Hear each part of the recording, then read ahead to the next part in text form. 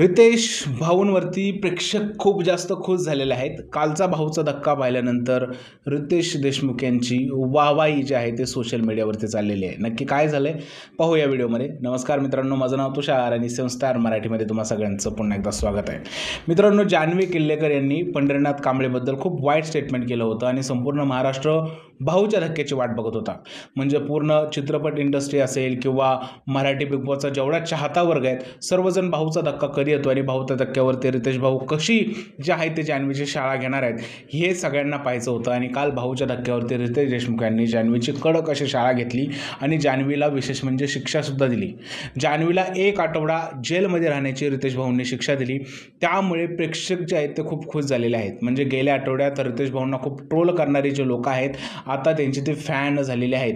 Riteish भाऊंचं hosting आहे ते भयंकर आवडलेलं आहे आणि बऱ्याच लोकांनी सोशल मीडियावरती कमेंट करून हे सांगितलेलं आहे की मांजरेकर सरांपेक्षा कालचा भाऊचा धक्का हा जोरदार होता.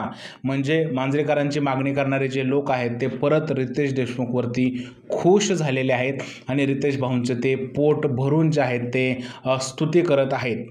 रितेश भाऊंचा जो कालचा भाऊचा धक्का होता तो एक वेगळा होता आणि या धक्क्यावरती जान्हवीला शिक्षा दिल्यामुळे सोशल मीडिया काय, पिक्चर इंडस्ट्री काय, सगळेच लोक खुश झालेले आहेत. आता तुमचं काय म्हणणं आहे मित्रांनो रितेश भाऊच्या कालच्या भाऊच्या धक्क्याबद्दल प्लीज मला कमेंटमध्ये सांगा. आणि जर हा व्हिडिओ आवडला असेल तर त्याला लाईक करा, शेअर करा, चॅनलला सबस्क्राईब करायला विसरू नका. भेटूया पुढच्या व्हिडिओमध्ये. तोपर्यंत भारत माता की जय.